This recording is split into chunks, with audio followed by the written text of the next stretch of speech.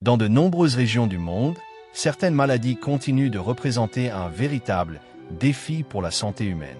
Elles affectent non seulement la vie des personnes, mais aussi les communautés et l'économie locale.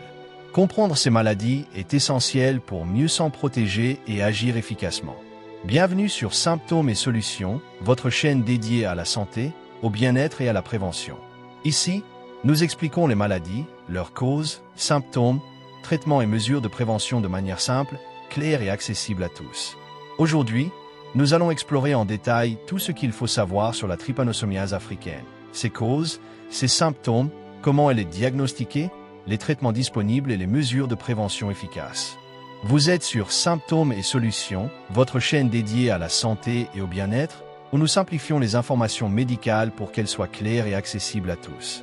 Avant de commencer, pensez à vous abonner et à activer la cloche pour ne rien manquer de nos vidéos, afin de rester informé et protégé au quotidien.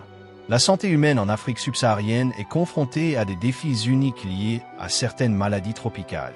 Parmi elles, la trypanosomiase africaine, aussi connue sous le nom de maladie du sommeil, est l'une des plus redoutées.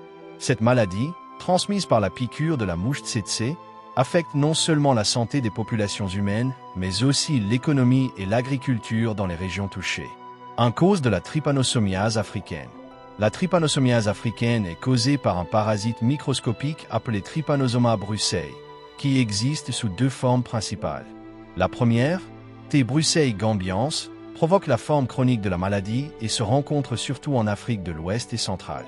La seconde, T. brucei rhodiens, est responsable de la forme aiguë, plus rapide et sévère, que l'on trouve surtout en Afrique de l'Est et australe.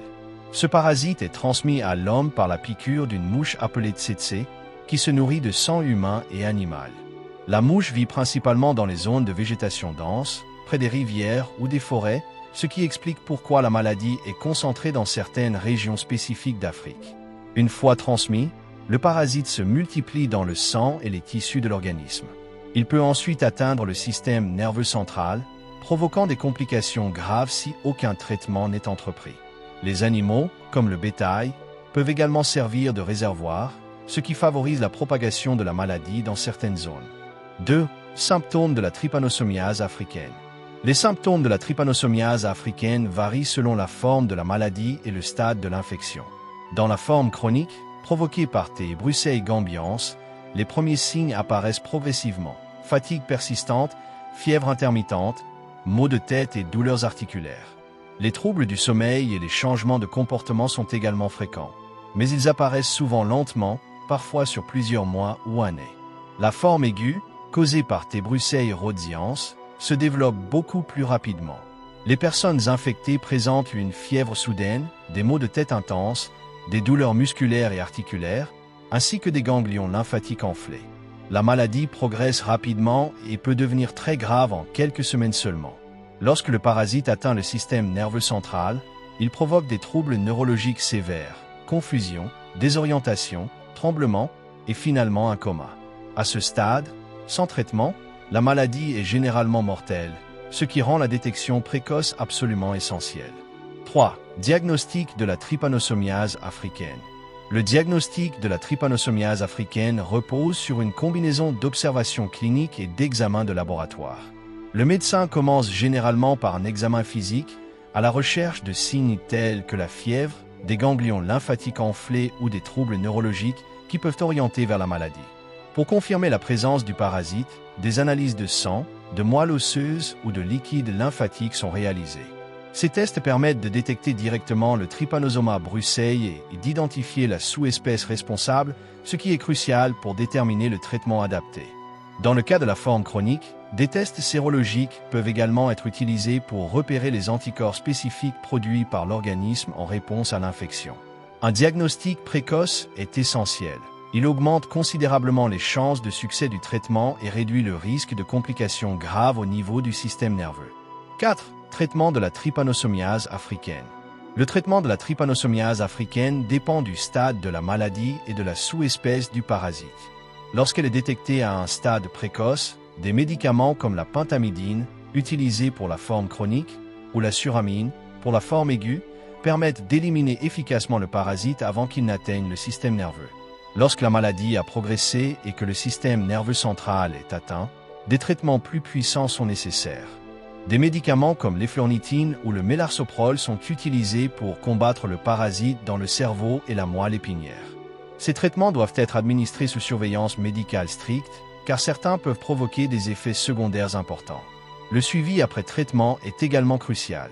Il permet de détecter toute rechute et de s'assurer que le parasite a été complètement éliminé. Lorsqu'elle est traitée rapidement et correctement, la trypanosomiase africaine peut être guérie, mais un retard dans la prise en charge augmente considérablement les risques de complications graves, voire mortelles. 5. Prévention de la trypanosomiase africaine. La prévention de la trypanosomiase africaine repose sur plusieurs stratégies complémentaires. Sur le plan individuel, il est recommandé de porter des vêtements couvrants, d'utiliser des répulsifs, dans certaines zones à risque, des moustiquaires imprégnés pour se protéger des piqûres de la mouche tsetse. Le contrôle des populations de mouches tsetse est également essentiel. Cela passe par des méthodes comme le piégeage, la destruction des zones de reproduction et dans certains cas, la pulvérisation ciblée d'insecticides. Ces mesures permettent de réduire le risque de transmission à grande échelle.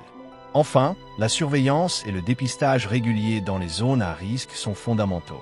Les campagnes de dépistage permettent de détecter les cas tôt et de traiter rapidement les personnes infectées, limitant ainsi la propagation de la maladie.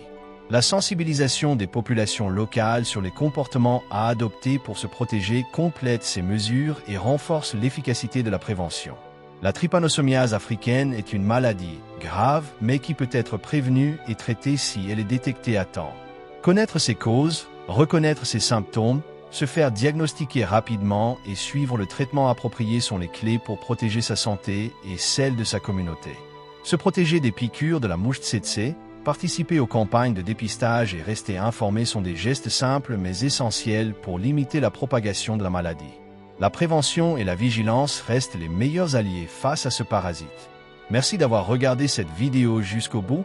Votre temps et votre attention sont précieux. En vous informant sur des maladies comme la trypanosomiase africaine, vous contribuez à protéger votre santé et celle de votre entourage. N'hésitez pas à laisser un like, partager la vidéo et à poser vos questions aux commentaires ci-dessous. Nous serons ravis d'y répondre.